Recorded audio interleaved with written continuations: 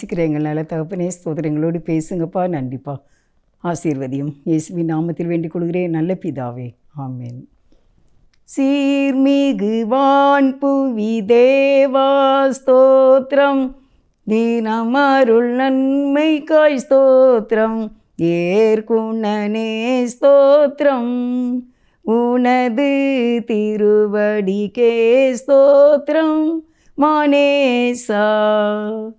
ஆமீன். கர்த்தர் நம்மோடு பேசுவார். எல்லாவற்றையும் உண்டாக்கின கர்த்தருக்கு ஸ்தோத்திரம்.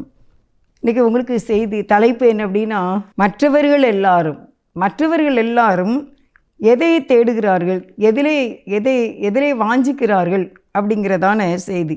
பிலிப்பியர் 2வது அதிகாரம் 21வது வசனம். பிலிப்பியர் 2வது அதிகாரம் 21. மற்றவர்கள் எல்லாரும் கிறிஸ்து இயேசுவுக்குரியவைகளை தேடாமல் தங்களுக்கு உரியவைகளையே தேடுகிறார்கள். மற்றவர்கள் எல்லாரும், அப்போ சில பேர் மட்டும் கிறிஸ்து இயேசுவுக்கு உரியவைகளை தேடுகிறார்கள் என்று வேதத்திலே நம்ம பார்க்கிறோம். பாதி பேர் இந்த உலகத்தில் பாதி பேர் தங்களுக்கு உரியவைகளையே தேடுகிறார்கள். பாதி பேர் பரலோக ராஜ்யத்துக்கு உரியவைகளை தேடுகிறார்கள். சில பேர் இரண்டையுமே அங்கே கொஞ்சம் இங்கே கொஞ்சமாக தேடுகிறார்கள். ஆனால் தேவனுடைய வசனம் என்ன சொல்லுது அப்படின்னா, இந்த பூமிக்குரியதே நீ தேட வேண்டாம், அது உனக்கு தேவைதான் என்பதை தேவன் அறிவார். நாம் தேட வேண்டியது என்ன அப்படின்னா, தேவனுக்குரியவைகளை தேட வேண்டும். அவருக்கானவைகளையே நம்ம தேடும்போது, அவருடைய ராஜ்யம் விரிவடையும் போது தேவன் நம்மை ஆசீர்வதிக்கிறார். சில வருடங்களுக்கு முன்பாக ஒரு காலேஜ் படிக்கிற வாலிபனை கூட்டி கொண்டு வந்தார்கள். அந்த வாலிபனுடைய குடும்பத்திலே பலவிதமான வியாதிகள் தொடர்ச்சியாக சாபங்களாக இருந்து வந்திருக்கிறது. ஒவ்வொரு குடும்பத்திலையும் ஒருவர் இல்லை 2 பேர் அந்த வியாதியினாலே பாதிக்கப்பட்டு இருந்திருக்கிறார்கள். இப்போ இந்த கூட்டிகிட்டு வந்த அந்த வாலிபனுமே அந்த மாதிரி ஒரு பிரச்சனையில் அந்த குடும்பத்தில் இந்த வாலிபன் பாதிக்கப்பட்டவனாய் கூட்டி வந்தார்கள். நாங்கள் ஏறக்குறைய ஒரு 15 பேர் ஒரு ஊழியத்துக்காக நாங்கள் கிளம்பியிருந்தோம். 15 அக்காமார் தான்.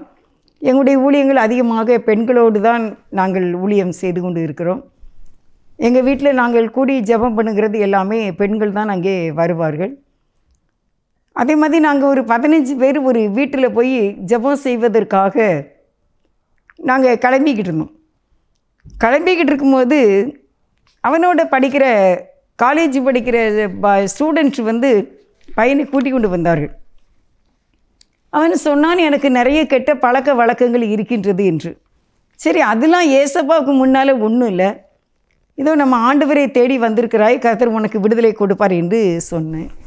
உடைய நண்பர்கள் சொன்னார்கள், நிறைய தவறுகள், ஒரு அக்யூஸ்டு மாதிரி ஒரு வாழ்க்கை, பெற்றோருக்கு பிடிக்காத வாழ்க்கை, காலேஜுக்கு துரோகம் செய்யக்கூடிய வாழ்க்கை, அப்படியாக வாழ்ந்து கொண்டு இருக்கின்றான், இவனுக்காக நீங்கள் ஜெபம் செய்ய வேண்டும் என்று சொன்னார்கள்.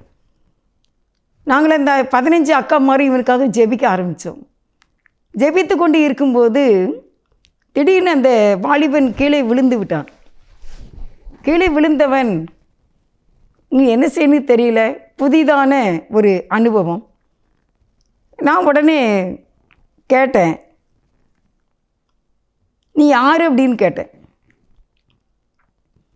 நீ யார் அப்படின்னு கேட்ட உடனே அந்த கீழே விழுந்து கிடக்கிற வாலிபன் பேச ஆரம்பித்தான். நாக்கு ரொம்ப வெளியே வந்துட்டு உண்மையாக நடந்த இந்த சம்பவத்தை இப்பொழுது நான் உங்களுக்காக சொல்லுகிறேன். டிவியில் கேட்குறவங்க ரொம்ப ஆர்வமாக கேட்குறாங்க.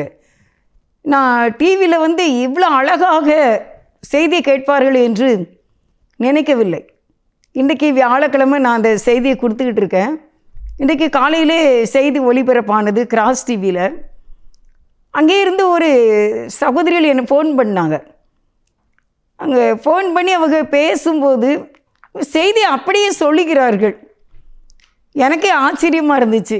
நம்ம யூடியூப்பில் கேட்குற அளவுக்கு டிவியில் கேட்போமா அப்படின்ட்டு தான் நான் நினைப்பேன். டிவியில் வேகமாக சொல்லிக்கொண்டே போய்கொண்டு இருப்பார்கள். யூடியூப்லனா நம்ம நிறுத்தி கேட்கலாம், திருப்பி ஓட விட்டு கேட்கலாம், திருப்பி நம்ம எங்கேருந்து கேட்டோம் அங்கேருந்து கேட்கலாம். ஆனால் டிவியில் அப்படி இல்லை. அப்படியே அது போய்கொண்டே இருந்து நேரம் ஆன உடனே அந்த மெசேஜ் வந்து முடிஞ்சிடும். ஆனால் இவர்கள் வந்து அதை அப்படியே கேட்டிருக்கிறார்கள். கேட்டு என்கிட்ட சொல்கிறாங்க, நடுவில் கரண்ட் போயிட்டாமா, அப்போ எது வரைக்கும் அவங்க கேட்டேன் அப்படின்னு சொல்கிறாங்க. அந்தளவுக்கு தெளிவாக செய்தி கேட்கிறார்கள். எனக்கு ரொம்ப சந்தோஷம். ஏன்னா கர்த்தரை அறிந்து கொண்டு இருக்கிறது தான் அறிவு. அவரை அறிந்து அவரை சிநேகித்து இயேசுவோடு வாழ்கிற வாழ்க்கை தான் நம்ம நித்தியத்தில் கொண்டு சேர்க்கும். இப்போ இந்த வாலிபன் கீழே விழுந்து நாக்கெல்லாம் வெளியே வந்துட்டு, இருந்தாலும் பரிசுத்த ஆவியானவர் என்னோடு இருந்ததுனால அவர் பரிசுத்த ஆவியானவர் எனக்கு கற்றுக் கொடுத்தாரு. நான் யார் அப்படின்னு, நீ யார், எதுக்கு வந்த இவங்கிட்ட அப்படின்னு கேட்டேன். வாலிபன் பேச ஆரம்பித்தான். அந்த பிசாசு, நான் எதுக்கு வந்தேன் தெரியுமா, இந்த கிறிஸ்தவ சமுதாயத்தை முற்றிலுமாக நான் அழிக்க வேண்டும் என்று இவனிடத்தில் வந்திருக்கிறேன் அப்படின்ட்டு சொல்கிறான். அப்போ நாங்கள் சொன்னோம், அதில் ஒன்றும் செய்ய முடியாது, கிறிஸ்தவ சமுதாயத்தை நீ என்ன செய்ய முடியாது, அழிக்க முடியாது என்று சொன்னேன். உடனே இந்த வாலிபன் ரொம்ப பயங்கரமான ஒரு ஆர்ப்பாட்டம், பெரிய ஒரு வாலிபன், நாங்கள் பெண்களாக இருக்கின்றோம். இந்த ஆர்ப்பாட்டத்தை பார்த்து ஒரே ஒரு அக்கா மட்டும்தான் என் கூட நின்னாங்க. இது எல்லோரும் வெளியே ஓடி போயிட்டாங்க, பயந்து, பேய் பிடிச்சிருக்கு அப்படின்ட்டு பயந்து எல்லாம் வெளியே போய் நின்றுக்கிட்டாங்க. முத்தத்தில் எங்கள் வீடு சின்ன வீடு தான். நானும் ஜெபம் பண்ணுறேன். பரிசுத்த ஆவியானவர் என்னை அந்த நேரம் இறங்கும் ஐயா, இறங்கும் ஐயா அந்த வாலிபனுக்கு அப்படின்னு சொல்லி ஜெபிக்க வைத்தார். எல்லாரும் ஓடிவிட்டார்கள், வெளியே நின்று கொண்டு பார்த்து கொண்டு இருக்கிறார்கள். அப்போ இந்த பிசாசுட்டு நான் சொன்னேன், நீ இவனை விட்டு போ, இந்த குடும்பத்தின் சாபம் இவனிலிருந்து நீ வெளியே போ, இனிமே இந்த குடும்பத்துக்கு சாபம் இல்லை. ஏனென்றால் ஏசப்பா சிலுவையில் மரித்தது இவனுக்காகவும் தான், உலகத்துக்காக இவனுக்காக இயேசு சிலுவையிலே மரித்தார், நீ வெளியே போ இயேசுவின் நாமத்தில் அப்படி சொன்னேன். எனக்கு அந்த நேரம் எப்படி இருந்துச்சு தெரியுமா, இயேசுவின் நாமத்தில் சொல்லி ஜெபிக்கும்போது அந்த பிசாசை நம்ம அதட்டும்போது அது பேசுகிறது. நீங்கள் பிசாசுன்னா ரொம்ப பயப்படுவீங்களே, வெளியே சூனியன்னா நீங்கள் பயப்படுறீங்க, சத்துரு போராட்டம்னு உடனே பயப்படுறீங்க. அதெல்லாம் ஒன்றுமே இல்லை, பயமே பட வேண்டாம். நீங்கள் ஏசப்பா பேரை சொன்னால் போதும், அது தன்னாலே பயந்து போயிடும். ஏன்னா கர்த்தர் சொல்லியிருக்காரு, என் நாமத்தினாலே பிசாசுகளை துரத்துவீர்கள் என்று கர்த்தர் நமக்கு வாக்கு தத்தம் கொடுத்திருக்கிறார். அதனால் நான் அந்த தைரியத்தில் தான் இயேசுவின் நாமத்தினால நீ இவனை விட்டு வெளியே போ அப்படின்னு சொன்னேன். இவன் அலக்கழிக்காத அப்படின்னு சொல்லி இயேசுவின் நாமத்தில் சொல்கிறத, அவனுடைய ஆர்ப்பாட்டத்தை என்னோடு கூட நின்று அந்த அக்கா பார்த்து அவர்கள் பயப்படுகிறார்கள், அழுகிறார்கள். அப்போ இந்த பிசாசை நான் வெளியே போன்னு சொல்கிறேன். அது சொல்லுது என்கிட்ட வந்து, நான் பக்கத்தில் என்னுடைய சன்னிதானம் இருக்குது அங்கே போட்டா அப்படின்னு கேட்குது. நான் வந்து ஒரு 10th படிக்கிற பிள்ளைங்களுக்கு வரைக்கும் தான் தலையில் கை வச்சு ஜெபம் பண்ணுவேன். அதுக்கு மேலே உள்ளவங்களுக்கு நான் தலையில் கை வச்சு ஜெபம் பண்ண மாட்டேன். அன்றைக்கும் அப்படி தான், இன்று வரைக்கும் அப்படி தான். ஆண்டவருடைய கிருபையினால் ஒரு 25-26 வயசில் கர்த்தருடைய இந்த ஊழியத்தை ஆரம்பிக்க தேவன் கிருபை செய்தார். ஊழியம் நடந்து கொண்டு இருக்கின்றது. இது நாள் வரைக்கும் எந்த பெரியவங்களுக்கும் நான் தலையில் கை வச்சு ஜெபம் பண்ண மாட்டேன், பண்ணது கிடையாது. 10th ஸ்டாண்டர்டு படிக்கிற பிள்ளைகளுக்கு மட்டும்தான் தலையில் கை வச்சு ஜெபம் பண்ணுவேன். அன்றைக்கும் நான் தலையில் கை வைக்கவில்லை, தலையில் கை வைக்கல. நான் இயேசுவின் நாமத்தை சொன்னால் இது ஆடுது கடந்து. நான் எழுதியிருக்கேன், இயேசப்பாவுடைய நாமத்தின் வல்லமையை எவ்வளவு பெரிதென்று பாருங்கள். உடனே இந்த பையனுடைய ஆர்ப்பாட்டத்தை அந்த அக்கா பார்த்து ரொம்ப கஷ்டப்பட்டாங்க. அந்த அக்கா அந்த பையனுடைய தோளில் கை வச்சு சொல்கிறாங்க, சரி போ, நீ உன்னுடைய சன்னிதானத்துக்கு வேணா போ அப்படின்னு இந்த அக்கா சொன்னாங்க. நான் சொன்னேன், அப்படிலாம் நம்ம என்ன செய்யக்கூடாது, ஆர்டர் கொடுக்கக்கூடாது.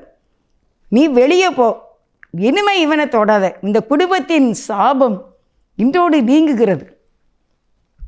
அவங்க வீட்டில், அவங்களுடைய குடும்பத்தில் ஒவ்வொரு வீட்லேயும் ஒருவர் 2 பேர் இந்த விதமான நோயினால் பாதிக்கப்பட்டு இருக்கிறார்கள், இன்றைக்கே இருக்கிறார்கள். ஆனால் இவன் புத்தி தெளிந்தான். இந்த பிரேயர் முடிஞ்ச உடனே இந்த பிசாசு அவனை விட்டு போயிட்டு அவன் சொல்லுகிறான் அவனுடைய தவறுகளை, எப்படி அவன் சிலை வழிபாடில் எப்படி ஒரு தீவிரமான பையனாக இருந்தான், அதை எப்படி கொண்டு கணத்துக்குள்ளே கொண்டு போடுறது, இந்த மாதிரி பயங்கரமான ஒரு அட்டகாசம், இயேசுவினுடைய அன்பு தெரியாத ஒரு வாழ்க்கை, துன்மார்க்கமான ஜீவியம். அருமையானவர்களே, அன்றைக்கு என் புத்தி தெளிந்தது. இயேசு கிறிஸ்துவினுடைய அன்பை நாங்கள் கற்றுக் கொடுத்தோம். அதுக்கு பிறகு அவன் ஆலயம், ஜெபம், பையங்களோட உள்ள ஃபெல்லோஷிப்பில் அப்படியே அவன் கலந்து கொண்டு ரட்சிக்கப்பட்டு அவங்க வீட்டில் மட்டும் அந்த குடும்பத்தின் சாபம் நின்று விட்டது. அதுக்கு பிறகு அந்த குடும்பத்தில் யாருக்கும் அந்த சாபம் நோய்கள் வரல, விடுதலை ஆகிவிட்டார்கள் குடும்பமே. ஒருவன் தான் ஏற்றுக்கொண்டான் இயேசுவை, பாவ மன்னிப்பு கேட்டான் தேவனிடம். தேவன் அவனுடைய பாவங்களை மன்னித்து அந்த குடும்பம் முழுவதையும் காப்பாற்றி விட்டார். அல்லேலூயா, அல்லேலூயா. எவ்வளவு ஆச்சரியம் பாருங்க, ஒரு பிசாசுடைய கிரியை இவ்வளவாய் இருந்திருக்கின்றது. ஆனால் ஒன்றுமே செய்யலை. இவனுக்கு சுகமாகணும்னு இயேசுவின் நாமத்தை சொன்னால் அந்த பிசாசு பயந்து கீழே விழுந்து நான் யாருன்னு சொல்லிட்டு போய்விட்டது. நம்ம ஆண்டவர் அவ்வளவு பெரியவராக்கும். எவ்வளவு ஒரு சந்தோஷம் தெரியுமா? கடந்த நாள் அவங்க வீடு கட்டி பால் காய்ச்சாங்க. அவருக்கு திருமணமாகி பிள்ளைகள் இருக்கின்றார்கள். அவருடைய குடும்பத்தில் எல்லாருமே ஆலயத்தில் இருக்கிறார்கள், ஜெபம் பண்ணுகிறார்கள், எல்லாரும் நல்ல தொழில் செய்து ஆசீர்வாதமாக இருக்கிறார்கள். இந்த வாலிபனுமே திருமணமாகி பிள்ளைகள் இருக்கிறார்கள், பெரிய வீடு கட்டியிருந்தாங்க. எனக்கு அந்த வீடு ரொம்ப தூரம். ஆனாலும் அன்றைக்கு வாலிபனாக ஒரு காலேஜ் ஸ்டூடெண்ட்டு எப்படி பிசாசின் பிடியில் அகப்பட்டு இருந்த மனிதன் இன்றைக்கே நல்ல ஒரு தொழில் செய்து இவ்வளவு ஆசீர்வாதமாக இருந்து ஒரு வீடு கட்டினா அந்த வீட்டை பார்க்கணுமா வேண்டாமா?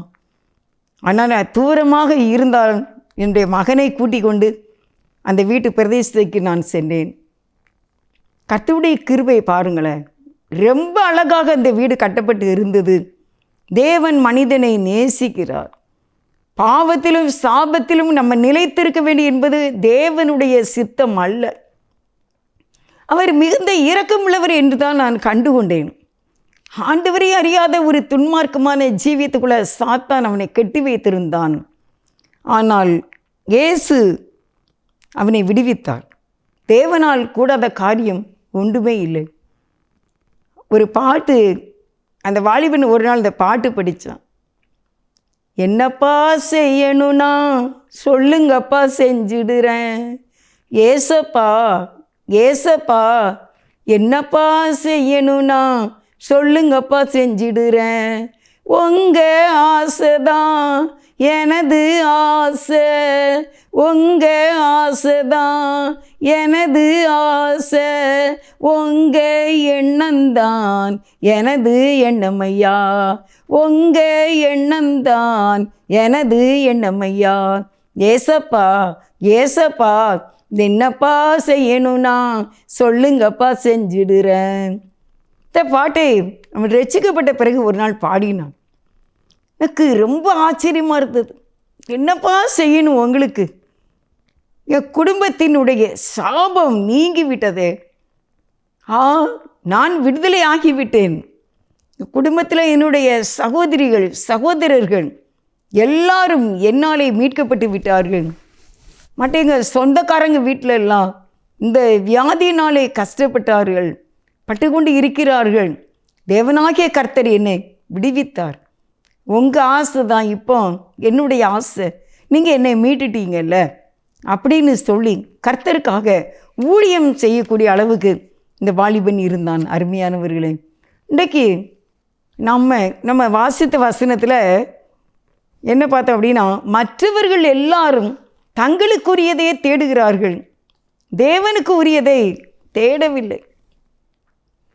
இன்றைக்கு நாம் எதையே தேடிக்கொண்டு இருக்கின்றோம்? இயேசு கிறிஸ்துவையே தேட வேண்டும், அவருக்கு உள்ளதையே தேட வேண்டும், அவரையே தேட வேண்டும். இயேசுவினுடைய இதய துடிப்பை நம்ம தேடும்போது நமக்கு எல்லாமே கிடைக்கும். இந்த காலையில் நான் ஒரு மெசேஜ் கேட்டுக்கிட்டு இருந்தேன். அது ஜாய்ஸ் மேயர் அவங்களோட மெசேஜ். அவங்க கிறிஸ்துவோடு உள்ள நெருங்கின ஐக்கியத்தை பற்றி கொஞ்சம் அதிகமாக சொல்லுவார்கள். நான் கொஞ்சம் நேரம் கிடச்சிது எனக்கு இன்றைக்கி. அந்த நேரத்திலே அவர்களுடைய செய்தியை நான் கேட்டேன். அதில் என்ன கேட்டேன் அப்படின்னா, அவங்க எப்படியும் குறைஞ்சது அரை மணி நேரம் அவங்க மெசேஜ் கொடுப்பாங்க.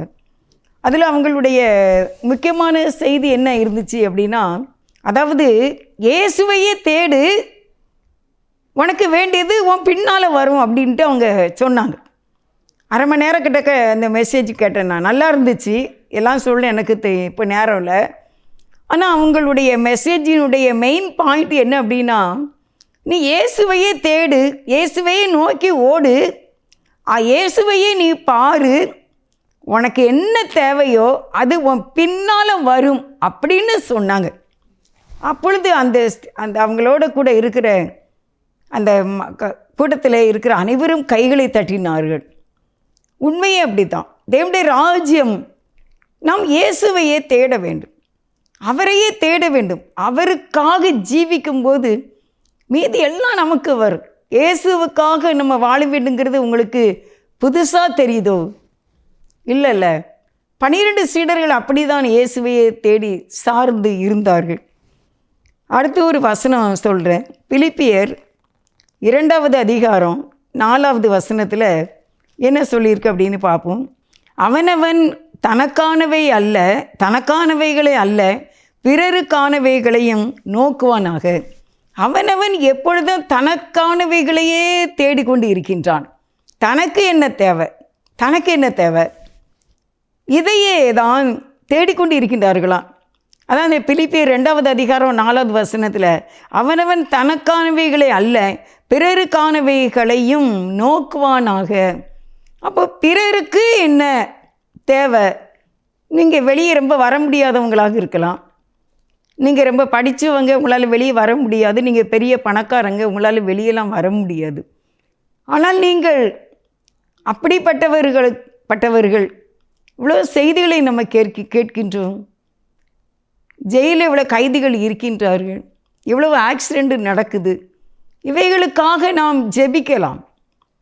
எசேக்கியேலில் எழுதப்பட்டிருக்கிறது, பெருமூச்சோடு அழுகிறவனுடைய நெற்றிலே அடையாளம் போடு, மீதி எல்லாரையும் வெட்டி தள்ளிடு அப்படின்ட்டு கர்த்தர் சொல்கிறார் சங்கார தூதனிடம். தேவனுக்காக பெருமூச்சு விட்டு அழுகிறவர்களுக்காக நெற்றியிலே அடையாளம் போட்டு பாதுகாப்பை தேவன் கொடுக்கிறார்.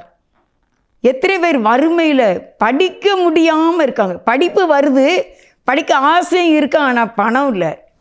அப்படிப்பட்டவங்களுக்காக நீங்கள் ஜெபிக்க வேண்டும். தேவன் அவர்களுக்கு வாசலை திறப்பார். அதான் அவனவன் தனக்கானவைகளை அல்ல பிறருக்கானவைகளையும் நோக்குவானாக. இந்த பூமியில் வாழுகிறோம் கொஞ்ச காலம், என்ன மிஞ்சி போனால் 100 வயசு வாழ்வீங்க. வாழுவோம். 100 என்னது அதிகம்தான் இந்த காலத்தில். இருந்தாலும் தேவன் நமக்குன்னு ஒரு நாளை வச்சிருப்பார். அது வரைக்கும் இந்த பூமியில் ஒவ்வொரு நாளும் தேவனுக்கு எது பிடிக்கும் அதையே நாம் நோக்க வேண்டும். நாம் எதை தேட வேண்டும்? பிலிப்பியர் 3வது அதிகாரம் 9, நான் கிறிஸ்துவை ஆதாயப்படுத்தி கொள்ளும்படிக்கும் நியாயப்பிரமாணத்தினால் வருகிற சுயநீதியை உடையவனாய் இராமல் கிறிஸ்துவை பற்றும் விசுவாசத்தினால் வருகிறதும் விசுவாச மூலமாய் தேவனால் உண்டாயிருக்கிறதுமான நீதியை உடையவனாய் இருந்து கிறிஸ்துவுக்குள் இருக்கிறவன் என்று காணப்படும்படிக்கு. நான் கிறிஸ்துவுக்குள் இருக்கிறவன் என்று காணப்படும்படிக்கு தான். இதை தான் நான் தேட வேண்டும். மற்ற எல்லாரும் எதையோ தேடிக்கொண்டு இருக்கிறார்கள். தலைப்பு மற்றவர்கள் எல்லாரும் அப்படின்னு கொடுத்துருக்கேன். மற்றவர்கள் எல்லாரும் தங்களுக்குரியதே தேடுகிறார்கள், பிறருக்குரியதை தேடலை. ஆனால் இதில் பிலிப்பியர் 3:9 நான் கிறிஸ்துவை ஆதாயப்படுத்தி கொள்ளும்படிக்கு கிறிஸ்துவை பற்றி விசுவாசத்தினால் வருகிற விசுவாசத்தின் மூலமாய் தேவனால் உண்டாயிருக்கிறதுமான நீதியை உடையவனாய் இருந்து கிறிஸ்துவுக்குள் இருக்கிறவன் என்று காணப்படும்படிக்கு, எனக்குள்ளே கிறிஸ்து இருக்கிறார் என்பதை பிறர் காண வேண்டும், நானும் காண வேண்டும் என்பதற்காக தேவனையே தேடுகிறேன் அப்படின்னு 10வது வாசிக்கிறேன். பிலிப்பியர் 3:10. இப்படி நான் அவரையும் அவருடைய உயிர்த்தெழுதலின் வல்லமையையும் அவருடைய பாடுகளின் ஐக்கியத்தையும் அறிகிறதற்கும் அவருடைய மரணத்திற்கு ஒப்பான மரணத்திற்குள்ளாகி எப்படி ஆயினும் நான் மரித்தோரில் இருந்து உயிரோடு எழுந்திருப்பதற்கு தகுதியாகும்படிக்கும் அவருக்காக எல்லாவற்றையும் நஷ்டமென்று விட்டேன், குப்பையுமாக எண்ணுகிறேன். என்னெல்லாம் தேடுறார் அப்படின்னா, இயேசு கிறிஸ்துவுக்குள் நான் இருக்கிறேன் என்று எனக்கு காணப்பட வேண்டும், ஃபஸ்ட்டு பாயிண்ட்டு. செகண்ட் பாயிண்ட் இயேசுவையும் அவருடைய உயிர்த்தெழுதலின் வல்லமை, அதாவது இயேசு எப்படி உயிர்த்தெழுந்தார், இறந்துட்டாங்க, கடைசியில் கூட ஈட்டி வச்சு விழாவில் குத்துனாங்க, ஒரு சொட்டு நீர் வந்துச்சு, அப்போ ஏசப்பா டெத் ஆகிட்டாங்கன்னு தெரிஞ்சிடுது, பிறகு இறக்குனாங்க, 3 நாள் கல்லறைக்குள்ளே இருந்தாங்க ஏசப்பா. அந்த பிறகு 3வது நாள் ஏசப்பா என்ன செய்கிறாங்க, உயிரோடு எழுந்துட்டாங்க. அந்த உயிர்த்தெழுதலின் வல்லமை எப்படி இருந்திருக்கும்? அந்த மரித்து போன சரீரம், மண்ணுக்குள்ளே அடக்க வேண்டப்பட்ட சரீரம், கல்லால் மூடப்பட்ட சரீரம், அந்த சரீரத்துக்குள்ளே ஆவியானவருடைய வல்லமை, அந்த பரிசுத்த ஆவியானவருடைய சக்தி இறங்குனதுனால இயேசு 3வது நாள் உயிர்த்தெழுந்த அந்த வல்லமையை நான் தேடுகிறேன். நம்ம எந்த வல்லமையை தேடிக்கிட்டு இருக்கோம்? எந்த காரியத்தை இந்த உலகத்தில் தேடிக்கொண்டு அழுது கொண்டு இருக்கின்றோம், கவலைப்பட்டு கொண்டு இருக்கின்றோம், சோர்ந்து போய் இருக்கின்றோம். ஆனால் பவுல் சொல்கிறாரு, மற்றவங்கள்லாம் அதை தேடட்டும், தங்களுக்குரியதை. நீ எதை தேடணும் அப்படின்னா, கிறிஸ்துவின் உயிர்த்தெழுதலின் வல்லமை. அது எப்படி அவர் உயிர்த்தெழுந்துச்சாரு? என்னமா ஒரு சக்தி நிறைந்த ஏசப்பா. இன்னும் சில சமயத்தில் இந்த பிசாசினால் பிடிக்கப்பட்டவங்க ஜெபிக்க வரும்போது, நான் இயேசுவா கிருபையினால் இயேசுவின் உயிர்த்தெழுந்த வல்லமை இவள் மேல் இறங்கட்டும் அப்படின்னு சொல்லுவேன். தன்னாலே ஆடி கீழே விழுந்துருவாங்க. சில பேர் அறியாமலே அந்த சாத்தம் வெளியே போயிடுவான். பெருமைக்காலாம் சொல்லலை, நாங்கள் யார்கிட்டையும் காணிக்க வாங்க மாட்டோம், காணிக்க வாங்கிக்கிட்டு பெரிய புகழெல்லாம் தேடலை. இயேசுவுக்காக வேலை செய்யணும். அவர் என்னை ரட்சித்தார், நான் பாவத்தில் இருந்தேன், என்னை ரட்சித்தார், என்னை சத்துருவின் கையிலிருந்து விடுவித்தார். இந்த இயேசுவை எல்லாருக்கும் கொடுத்துடணுங்கிற ஆசையில் தான் இந்த வார்த்தையை உங்களுக்கு சொல்லுகிறேன். நீங்களும் இப்படிலாம் வந்தால் சமாதானமாக இருக்கும், சந்தோஷமாக இருக்கும், ஆறுதலாக இருக்கும், 4 பேருக்கு நல்லது செய்வோமே, அப்படின்னு தான். அப்போ இந்த உயிர்த்தெழுந்த இயேசுவின் நாமத்தில் சொல்ல பாருங்கள், அந்த பேய் ஓடிடும், அசைவில்லாமல் போயிடும். திருப்பி பார்த்திங்கன்னா அவங்க நல்லா இருவாங்க, ரட்சிக்கப்பட்டு இயேசுவாக்கு சாட்சியாக இருப்பாங்க. நான் இப்போ எதை தேடுறேன் அப்படின்னா, அவரையும் அவருடைய உயிர்த்தெழுதின் வல்லமையும் அவருடைய பாடுகளின் ஐக்கியத்தையும் அறிகிறதற்காக அவருடைய மரணத்திற்கு ஒப்பான மரணத்துக்கு உள்ள ஆயும் எப்படியாயினும் நான் மரித்தோரிலிருந்து உயிரோடு நான் எழுந்திருக்கும்படிக்கும் நான் எல்லாவற்றையும் குப்பையை நஷ்டமாக எண்ணுகிறேன். எல்லாம் இருக்குது, இதெல்லாம் எனக்கு மேட்ரு கிடையாது. நான் உயிர்த்தெழுதலை பங்கு கொள்ள வேண்டும், நான் கிறிஸ்துவோடு ஐக்கியமாக இருக்க வேண்டும். அவருடைய மரணத்திற்கு ஒப்பான அந்த மரணம் எவ்வளவு கொடுமையானது என்பதை நான் அவரோடு கூட அனுபவிக்க வேண்டும். ஆண்டவரே, எப்படி இப்படிப்பட்ட ஒரு மரணத்தை நீங்கள் அடைஞ்சிட்டீங்க, இன்னும் நிந்தைகள் அவமானங்களை நீங்கள் அடைஞ்சிட்டீங்க அப்படின்னு சொல்லி அந்த மரணத்திற்குள்ளாகி அந்த மரணத்துக்கு ஒப்பான அந்த வல்லமை அறியும்படிக்கு இங்கே எதுலெல்லாமோ நம்ம ஆசைப்படுறோமே, புகழுக்காக, பணத்துக்காக, பதவிக்காக, எதுக்கெல்லாமோ ஆசைப்படுற நம்மை பார்த்து தான் கர்த்தர் சொல்கிற, மற்ற எல்லாரும் எதையும் தேடட்டும், நீங்கள் இயேசுவையே தேடுங்க, இயேசுவை மட்டும் தேடுங்க, அவருடைய பாடுகளின் ஐக்கியத்தை தேடுங்க அப்படின்னு சொல்லி கர்த்தர் நம்மை அழைக்கிறார். பூமிக்குரியவைகள் அல்ல, பரலோகத்துக்குரியவைகளை நம்ம தேட வேண்டும். தம்முடைய வல்லமையான செயலின்படி நம்முடைய அற்பமான சரீரத்தை தம்முடைய மகிமையான சரீரத்திற்கு ஒப்பாக மறுரூபப்படுத்துவார். 3:21 அப்படி சொல்லியிருக்கு. அவர் எல்லாவற்றையும் தமக்கு கீழ்ப்படுத்தி கொள்ளத்தக்க தம்முடைய வல்லமையான செயலின்படியே நம்முடைய அற்பமான சரீரத்தை தம்முடைய மகிமையான சரீரத்திற்கு ஒப்பாக மறுரூபப்படுத்துவாராம். நம்முடைய சரீரத்தை இயேசு கிறிஸ்துவனுடைய சரீரத்துக்கு ஒப்பாக நம்மை மறுரூபப்படுத்துவார். அதனால் தங்களுக்குரியது அல்ல, பிறருக்கானவைகளையும் இயேசுவுக்குரியவைகளையும் நம்ம தேட வேண்டும் என்று வேதம் சொல்லுகிறது.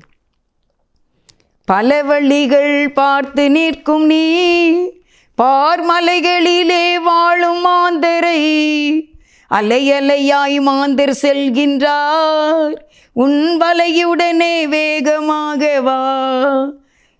பல வழிகள் பார்த்து நிற்கும் நீ பார்மலைகளிலே வாழும் மாந்தரை, அலை அலையாய் மாந்தர் செல்கின்றார், உன் வலையுடனே வேகமாக வா. அலை அலையாய் அலையினுடே அல்லேலூயா பாடிடவா. அலை அலையாய் அலையினுடே அல்லேலூயா பாடிடவா. இயேசுவே மே துதிக்கிறோம், மே ஸ்தோத்திரிக்கிறோம், உங்களுக்கு நன்றி செலுத்துகிறோம். மற்றவர்கள் எல்லாரும் தங்களுக்குரியவைகளையே தேடுகிறார்கள். நாங்கள் உமக்குரியவைகளை, உம்மையும் உம்முடைய பாடுகளின் ஐக்கியத்தையும் உம்முடைய உயிர்த்தெழுதலின் வல்லமையையும் உம்மையும் அறிந்து கொள்ள எங்களுக்கு கிருபை தர வேண்டும் என்று எங்கள் எல்லாரையும் இந்த செய்தி கேட்கின்ற எங்கள் எல்லாருடைய கட்டுகளை அறுத்து எங்களுக்கு விடுதலையை தாரும், தொழில்களை ஆசீர்வதியும், ரட்சிப்பை தாரும், குடிக்கிற மக்களை ரட்சித்தருளும், பாவத்தில் கிடக்கிறவங்களை சந்தியும், வீட்டுக்குள்ளே சமாதானத்தை தாரும், எல்லாரையும் ஆசீர்வதியும். இயேசுவின் நாமத்தில் வேண்டிக் கொள்கின்றேன், ஜீவனுள்ள நல்ல பிதாவே. ஆமென், ஆமென். God bless you.